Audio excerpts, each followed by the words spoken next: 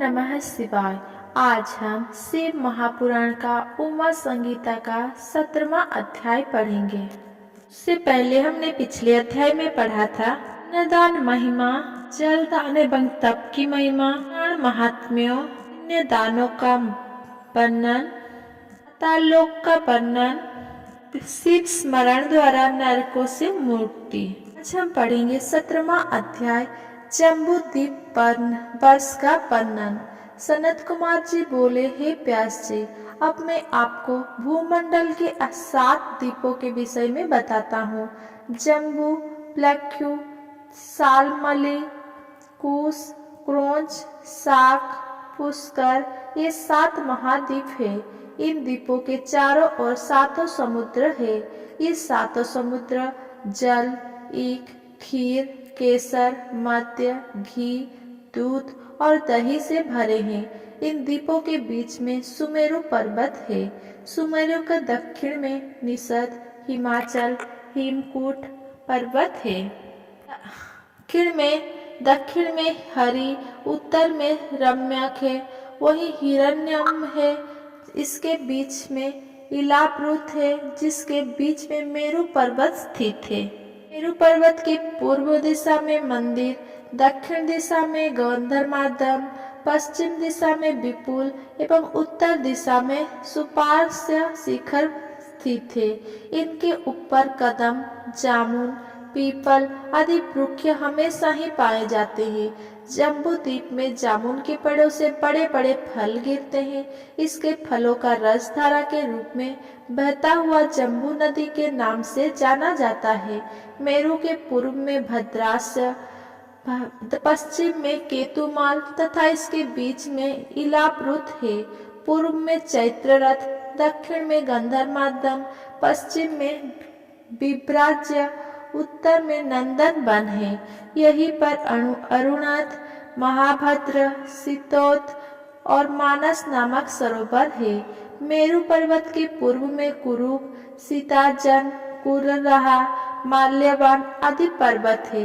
दक्षिण में शिखिर, चित्रकूट, पलंग, रुचक, निशब, कपिल नामक पर्वत है। पश्चिम दिशा में सिनी, वास, कुसुम, कपिल, नारद, नाग आदि स्थित है। उत्तर दिशा में शंखचूर्ण, ऋषभ, हंस, काल, जरा और केसराचल आदि पर्वत स्थित है। सुमेरु नामक पर्वत पर ब्रह्मा की 7 कोणपुरी विद्यमान है। 7 कोणपुरी के पास ही अमरावती, तेजवती, संयमनी, कृष्णागना, श्रद्धावती, गंधवती, यशोवती नामक 8 पुरियां हैं। 7 कोणपुरी के बीच में पतितपावनी गंगा नदी चंद्रमंडल को भेद कर सीता, अलकनंदा, चक्षु एवं भद्र धाराओं में बंट जाती है। सीता पूर्व दिशा से, अलकनंदा दक्षिण से, चक्षु पश्चिम से तथा भद्रा उत्तर दिशा में बहती हुई महासागर में गिरती है। सुनील, माल्यवान, निषद, गंधमार्दन आदि पर्वत सुमेरु पर्वत के चारों ओर खिली हुई कलियों के समान है। इसी प्रकार केतुमाल, भद्राक्ष, कृष्ण, मर्यादा, लोक पर्वत, लोकपदम भारत के चारों ओर पत्तों की तरह खड़े हैं। देवकूट पर्वत पर केवल धर्मात्मा पुरुष ही रह सकते हैं। वहाँ पापी मनुष्य नहीं जा सकते। यहाँ पर रोग, शोक, कष्ट नहीं सताते और वे 12,000 वर्ष की आयु पाते हैं। 18वां अध्याय 7 द्वीपों का वर्णन। व्यास जी बोले, हे ब्रह्मपुत्र सनत कुमार जी, अब आप हमें 7 द्वीपों के विषय में बताइए। ये सुनकर सनत कुमार जी बोले, हे व्यास जी, मैं आपको 7 द्वीप के बारे में बताता हूँ। जम्बू द्वीप हिमालय के दक्षिण समुद्र से उत्तर की ओर फैला 9,000 योजन जम्बू द्वीप है। ये कर्म भूमि कहलाता है। यहीं पर मनुष्य को अपने द्वारा किए गए अच्छे और बुरे कर्म का फल भोगना होता है। इंद्रद्युम्न, खसेरु, ताम्रबन, नामस्तिमान, नागद्वीप, सौम्य, गंधर्व, वारुण और भारत खंड है। इसके दक्षिण में ऋषि मुनि निवास करते हैं। जम्बूद्वीप के बीच में क्षत्रिय, ब्राह्मण, वैश्य एवं शूद्र का निवास है। यहीं पर मलय, महेंद्र, सहा, सुदामा, रुक्य, विंध्याचल और परियात्र 7 विशाल पर्वत है। परियात्र पर्वत पर वेद, स्मृति एवं पुराण प्रकट हुए। ये सभी सतग्रंथ पापों का नाश करने वाले हैं। रुक्य द्वीप, रुक्य पर्वत का विशाल क्षेत्र रुक्य द्वीप के नाम से जाना जाता है। इसी स्थान से समस्त पापों का नाश करने वाली गोदावरी, भीमरथी, ताप्ती और अन्य नदियां बहती है। कृष्णावेणी नदियां सहा पर्वत से कृतमाला और ताम्रबरणी मलयांचल पर्वत से बहती है। महेंद्र पर्वत से त्रिमाया, ऋषिकुल्या और कुमारी नदियां बहती है। इन पवित्र नदियों के मार्ग में अनेक शहर, गांव आदि पड़ते हैं। ये पवित्र नदियां वहां निवास करने वालों की प्यास को शांत करती है। यही नहीं, उनके पापों का नाश भी इनके जल स्पर्श से ही हो जाता है। प्लक्ष्य द्वीप, प्लक्ष्य द्वीप ख्याल समुद्र से घिरा हुआ है। इसी द्वीप पर गोमंत, चंद्र, नारद, दरदुर, सौनक, सुमन, वैभाज्र नामक पर्वत है। अनुतप्त सिखी, पापहानि, त्रिदिवा, कृपा, अमृता, सुक्रुभा नामक 7 नदियां प्लक्ष्य द्वीप की शोभा बढ़ाती है। यहाँ के मनोहर वातावरण में देवता और गंधर्व सहित अनेक जातियों निवास करती है। इस द्वीप में निवास करने वाले प्राणियों की रक्षा के लिए देवादित्य महादेव का ब्रह्मा और विष्णु भी पूजन किया करते हैं। सालमाली द्वीप, सालमाली द्वीप के बीचों बीच सोमल का एक विशाल वृक्ष है। यहाँ पर श्वेत, हरित, जीमूत, रोहित, बैकल, मानस, सुप्रभ नामक वृक्ष है। इसी द्वीप पर शुक्ला, रक्ता, हिरण्या, चंद्रा, शुभ्रा, विमोचना, निवृता नाम की सुंदर नदियां बहती है। ये पवित्र एवं निर्मल नदियां भक्तगणों की प्यास बुझाती है। अपना कार्य पूर्ण करते हुए यहाँ के निवासी ब्रह्मा, विष्णु और शिव जी का पूजन करते हैं। क्रोंच द्वीप, क्रोंच द्वीप, क्रोंच द्वीप घृतोद समुद्र से बाहर दही से घिरा है। विशाल क्षेत्र में फैला द्वीप है। यहाँ पर क्रोंच, वामन, अंशकारक, देवावृत, मन पुंडरीक, दुर्दुर्भी आदि पर्वत एवं गौरी, कुमुदती, संध्या, मनोजवा, शांति, पुंडरीक नामक अनेक बड़ी नदियां स्थित थे। शाकद्वीप, शाकद्वीप दही समुद्र के बाहर दूध के सागर से घिरा है। यहाँ पर शाक का बहुत बड़ा वृक्ष स्थित है। उदयाचल, अस्ताचल, जलंधर, विवेक, केसरी नामक पर्वत है। सुकुमारी, नलिनी, कुमारी, वेणुका, इक्षु, रेणुका और गर्भास्त्र नामक नदियां स्थित है। यहाँ के सुंदर मनोरम स्थलों पर सभी जाति के लोग रहते हैं। पुष्पकर द्वीप, क्षीर समुद्र से बाहर का जो क्षेत्र मधुर जल से घिरा है वो पुष्पकर द्वीप कहलाता है। यहीं पर मानस पर्वत स्थित है। यहाँ निवास करने वाले मनुष्य सभी प्रकार रोगों से दूर रहते हैं। वे लंबी आयु वाले होते हैं और आनंद पूर्वक निवास करते हैं। पुष्पपर द्वीप के महावीत खंड से ब्रह्मा जी का निवास माना जाता है और यहाँ रहने वाले देवता और दानव उनको पूजन पूजते हैं। इस प्रकार मनुष्य के निवास करने हेतु पृथ्वी पर 7 लोक स्थित है, जिन्हें 7 द्वीप नाम से जाना जाता है। 19वां अध्याय, राशि, ग्रह, मंडल और लोकों का वर्णन। सनत कुमार जी कहते हैं, हे महामुनि व्यास जी, पृथ्वी लोक के जिस भाग पर सूर्य और चंद्रमा का प्रकाश पड़ता है वो स्थान भूलोक कहलाता है।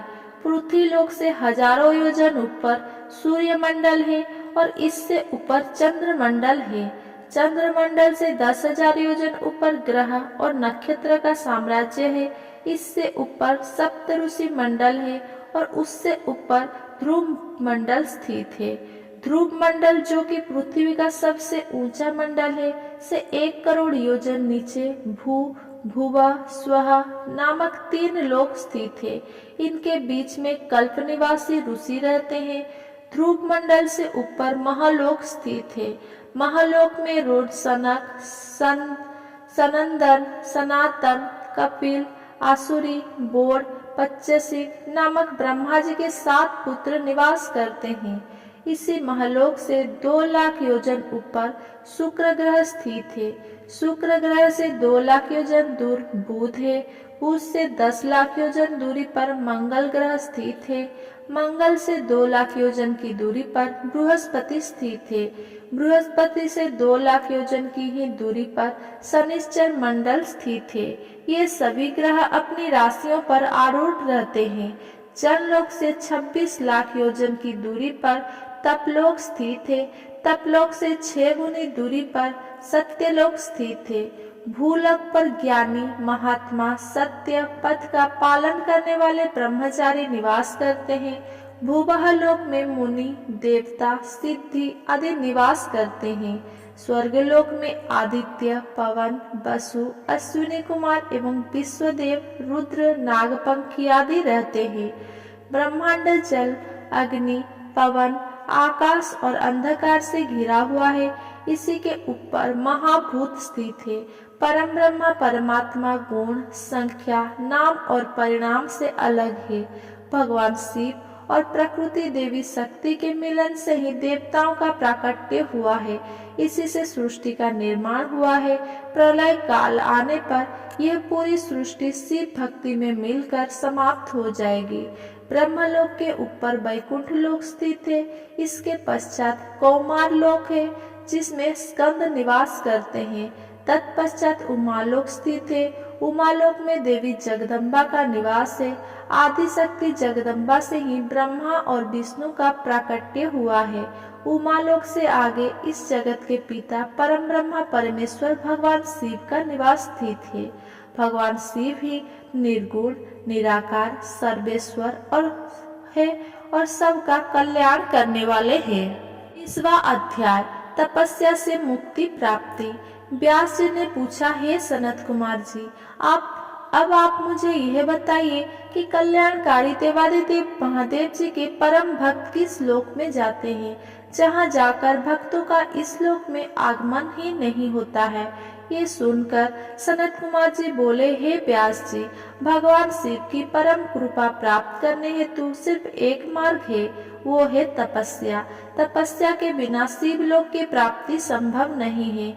इस संसार में सभी मनुष्य स्वर्ग के देवताओं, ऋषि मुनि और साधु संतों आदि ने तपस्या द्वारा ही महत्वपूर्ण सिद्धियां प्राप्त की है। तपस्या 3 प्रकार की होती है, सात्विक, राजस और तामस। जो तपस्या बिना किसी फल की इच्छा किए हुए की जाती है, वो सात्विक है।